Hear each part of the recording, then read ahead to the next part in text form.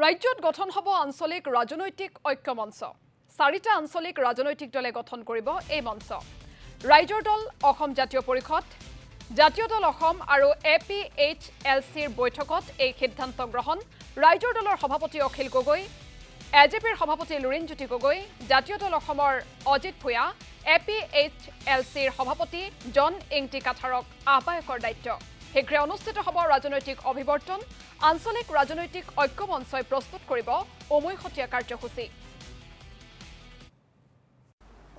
আজি আমি এটা সিদ্ধান্তত উপনীত হৈছোঁ যে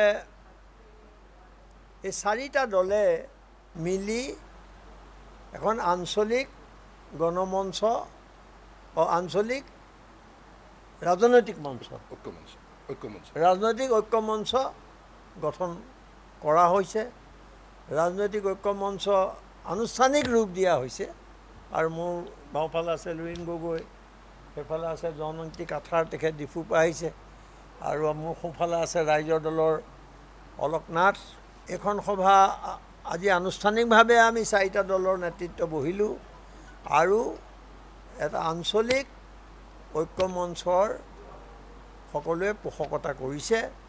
অসমতো আপোনালোকে ৰাজনৈতিক ইতিহাস যেতিয়াই চাব দেখিব যে সদায় আঞ্চলিক চেতনা, জাতীয়তাবাদী শক্তি আৰু চেতনাই সদায় অসমৰ জাতীয় জীৱনক সদায় আসন্ন কৰি ৰাখিছে। আৰু বিভিন্ন জাতীয় সংকটৰ সময়ত আমি যি ৰাজনৈতিক যুঁজ দিওঁ বা যি জাতীয় সংগ্ৰামত আমি সকলোৱে অৱতীৰ্ণ হওঁ, তাত আঞ্চলিক দৰ্শন আদৰ্শ, জাতীয়তাবাদী যিটো দৰ্শন ই সদায় ক্ৰিয়া কৰি আহিছে। আৰু সেইকাৰণে আমি অসমৰ জাতীয়তাবাদ সম্পন্ন যিবোৰ আঞ্চলিক দল আছে এইবোৰক একত্ৰিত কৰি এখন মঞ্চত আমি থিয় কৰোৱাবৰ কাৰণে আমি চিন্তা চৰ্চা কৰিছোঁ, যাতে আমাৰ জাতীয় বিষয়সমূহত আমি যুঁজিব পাৰোঁ, যুঁজি আমাৰ অধিকাৰ আজৰি আনিব পাৰোঁ। কাৰণ বিগত সময়ছোৱাত আমাৰ যিসমূহ আঞ্চলিক দলে তেওঁলোকে চৰকাৰ গঠন কৰিলে, দল গঠন কৰি ক্ষমতালৈ আহিলে, তেওঁলোকে জনগণৰ আশা আকাংক্ষা পূৰণ কৰাত তেওঁলোক চূড়ান্ত